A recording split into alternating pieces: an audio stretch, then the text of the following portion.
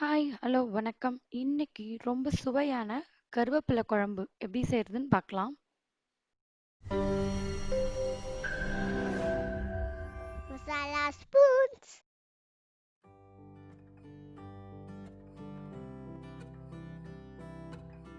முதல்ல ஒரு கடாய் வச்சுக்கோங்க. கடாய் சூடானதும் அதில் 2 டேபிள் ஸ்பூன் எண்ணெய் சேர்த்துக்கலாம்.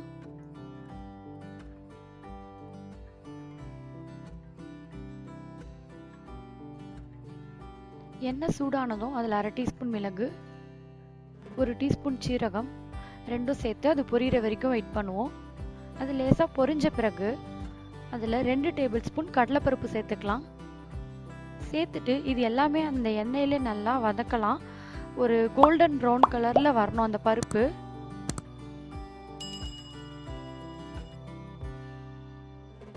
ஸ்டவ்வை மீடியமாகவே வச்சு நல்லா ரோஸ்ட் பண்ணுங்கள். இப்போ இந்த கலர் வந்ததுக்கப்புறம் 1/4 கப் தேங்காய் சேர்த்துக்கலாம்.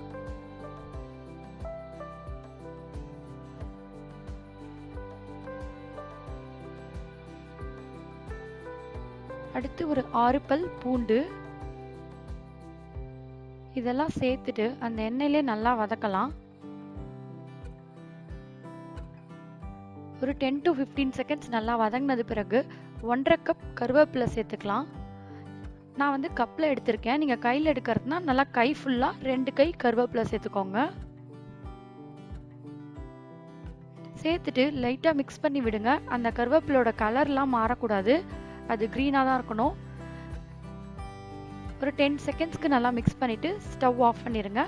ஆறின பிறகு ஒரு மிக்சர் ஜாரில் சேர்த்து நல்லா பேஸ்ட்டாக அரைச்சி எடுத்துக்கலாம்.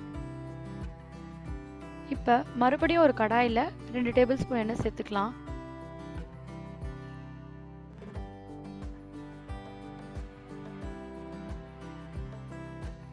எண்ணெய் சூடானதும் ஒரு 1/2 டீஸ்பூன் கடுகு, 1/2 டீஸ்பூன் சீரகம் ரெண்டும் சேர்த்து அது பொரியிற வரைக்கும் வெயிட் பண்ணுவோம். பொரிஞ்சதுக்கப்புறம் ஒரு சின்ன சைஸ் வெங்காயத்தை சின்ன சின்னதாக நறுக்கி வச்சுருக்கேன், அதையும் சேர்த்துக்கலாம். வெங்காயம் ஒரு அளவுக்கு வதங்கின பிறகு அதில் ஒரு சின்ன தக்காளியை கட் பண்ணி வச்சுருக்கேன், அதையும் சேர்த்துக்கலாம். சேர்த்துட்டு வெங்காயம் தக்காளி ரெண்டுமே நல்லா வதங்கட்டும். தக்காளி வந்து ஃபுல்லாக ஸ்மாஷ் ஆகிற அளவுக்கு வதங்கணும்னு அவசியம் இல்லை, இந்த பதத்தில் இருந்தால் போதும்.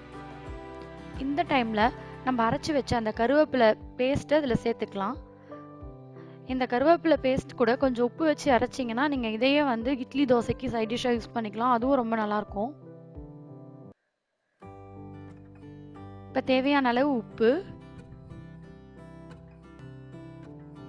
2 டீஸ்பூன் மிளகாய்த்தூள்,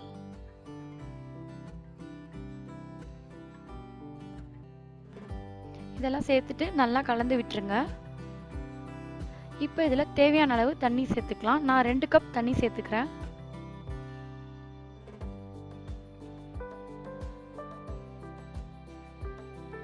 இப்போ மூடி வச்சுட்டு குழம்பு கொதிக்கிற வரைக்கும் வெயிட் பண்ணுவோம்.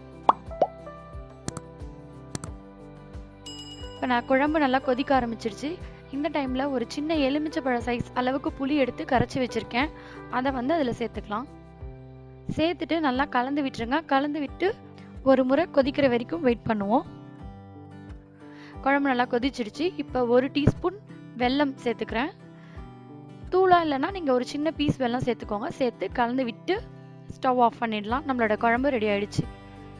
இது ரொம்ப ஈஸியாக செஞ்சிடலாம், அதே நேரத்தில் ரொம்ப டேஸ்ட்டாக இருக்கும். நீங்களும் கண்டிப்பாக இதே மாதிரி செஞ்சு பாருங்கள். இது ரைஸ், இட்லி, தோசை எல்லாத்துக்கும் ஒரு சூப்பரான காம்பினேஷன், ரொம்பவே நல்லாயிருக்கும். மறக்காமல் இந்த சேனலுக்கு சப்ஸ்கிரைப் பண்ணிக்கோங்க. பக்கத்தில் இருக்க பெல் பட்டனையும் கிளிக் பண்ணிக்கோங்க. தேங்க்ஸ் ஃபார் வாட்சிங்.